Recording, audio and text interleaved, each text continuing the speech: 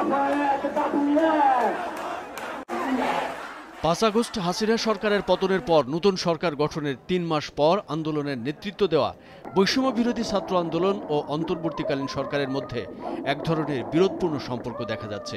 বিশেষ করে সরকারের উপদেষ্টা পরিষদে নতুন সদস্য যুক্ত হওয়ার ঘটনায় প্রকাশ্য রূপ নিয়েছে এই বিরোধ। এর বিরুদ্ধে বিক্ষোভ কর্মসূচির পাশাপাশি বৈষম্য বিরোধী ছাত্র আন্দোলনের অনেককে ফেসবুক প্রোফাইল ছবি লাল করেও প্রতিবাদ জানাতে দেখা যাচ্ছে। কোটা সংস্কার আন্দোলনের শিক্ষার্থীদের উপর ছাত্রলীগ নেতাকর্মীদের হামলার পর ফেসবুক প্রোফাইল ছবি লাল করার কর্মসূচি দিয়েছিল বৈষম্য বিরোধী ছাত্র আন্দোলন। সেই কর্মসূচি সাদরে গ্রহণ করেছিল নেটিজেনরা। ফেসবুক প্রোফাইলে লাল ছবির সয়লাভ দেখা গিয়েছিল।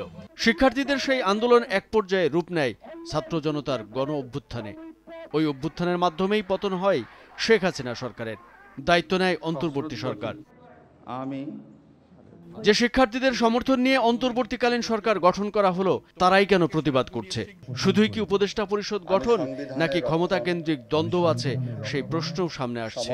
জবাবে বৈষম্য বিরোধী ছাত্র আন্দোলনের সংগঠকরা বলছেন, উপদেষ্টা নিয়োগ সহ অন্তর্বর্তীকালীন সরকারের বেশ কিছু কার্যক্রম নিয়ে তাদের কাছেও প্রশ্ন উঠেছে। আপনারা যদি সংগঠনটির আহ্বায়ক হাসনাত আব্দুল্লাহ বিবিসি বাংলাকে বলেছেন, বর্তমানে এই সরকারের বিভিন্ন ধরনের সিদ্ধান্ত নেওয়ার প্রক্রিয়া নিয়ে আমাদের যথেষ্ট সন্দেহ রয়েছে।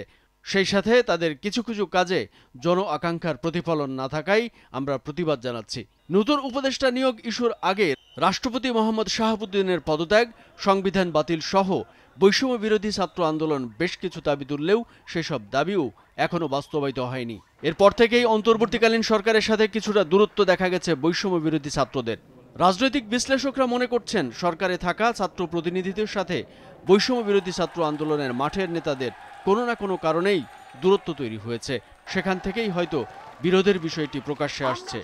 সম্প্রতি উপদেষ্টা পরিষদে নতুন 3 জনকে নিয়োগ দিয়েছে সরকার। তাদের মধ্যে 2 জনকে নিয়ে প্রশ্ন তুলেছেন বৈষম্য বিরোধী ছাত্র আন্দোলনের নেতারা। চলচ্চিত্র নির্মাতা মোস্তফা সরোয়ার ফারুকী ও ব্যবসায়ী শেখ বশির উদ্দিনের নিয়োগের প্রতিবাদে ঢাকা বিশ্ববিদ্যালয়ে বিক্ষোভ সমাবেশ করেছে শিক্ষার্থীরা। আর সেখানেই শিক্ষার্থীদের সাথে সরকারের দূরত্বের বিষয়টি স্পষ্ট হয়েছে। উপদেষ্টা নিয়োগ প্রসঙ্গে হাসনাত আব্দুল্লাহ সরকারের উদ্দেশ্যে বলেন, আমরা চাই আপনারা দ্রুত তাদের বিষয়ে সিদ্ধান্ত নেবেন। ছাত্র নাগরিকদের অংশগ্রহণ ছাড়া যদি কোনো সিদ্ধান্ত নেন, তা মেনে নেওয়া হবে না। দ্রুত এই সিদ্ধান্তের সমাধানও দেখতে চান হাসনাত। কামরুজ্জামান আরিফ, ভোরের কাগজ। অন্তর্বর্তীকালীন সরকারের উপদেষ্টা